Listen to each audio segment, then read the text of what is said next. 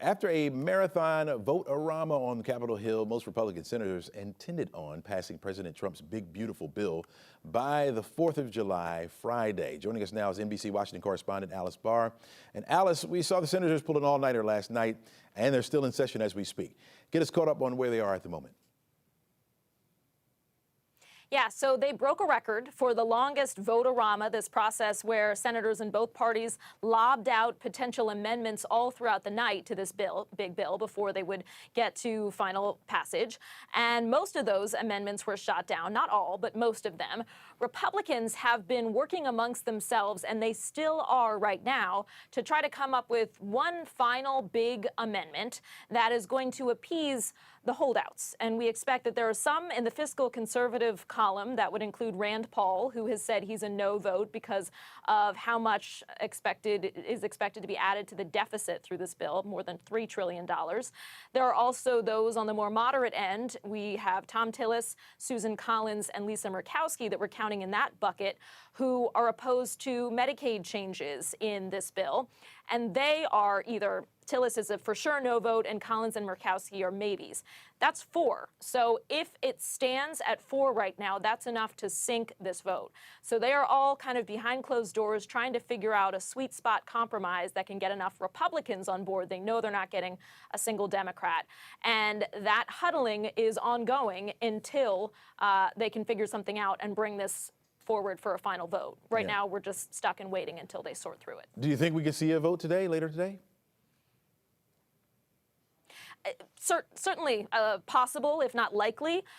You know, we've talked about how at the end of the day, this big, beautiful bill, as President Trump calls it, is basically wrapping up his entire domestic policy agenda and funding that and moving it all forward. And so he's been putting a lot of pressure. He's been on the phone and trying to get any holdouts on board. We just heard from him, actually, as he was taking off. He's headed to Florida.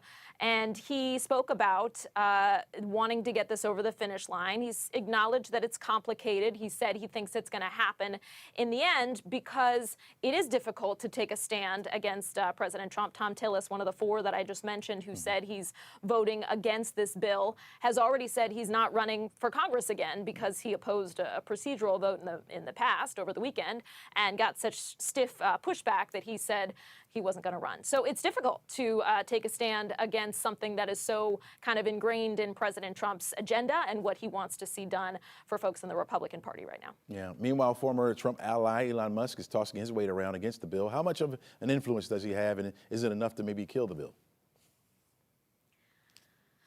I don't think so. I mean, Elon Musk, you know, is an interesting character in all of this, and the fact that he has come out again because it seems like that war of words between the president and Musk had died down and it reignited overnight. It's certainly interesting that he's out here again, and he has said that he thinks there is insane spending included in this bill, that he's calling it he's calling Republicans the Porky Party, and he's promising to campaign against anybody who, any Republicans who campaigned on cutting costs, cutting spending, and then backed this bill that is expected to add more than $3 trillion to the deficit. President Trump fired back overnight, saying that without subsidies, Elon would probably have to close up shop and go back to South Africa, and suggesting that Doge take a look at that, even saying Doge might be the monster that could eat Elon Musk. So there's certainly, you know, a ramping up rhetoric going back and forth there, but whether or not it plays out in any way, you know, on the Senate floor, I think probably not. Yeah, very interesting, Alice. Really appreciate your insight on this. Keep us updated. Thank you so much. Thanks.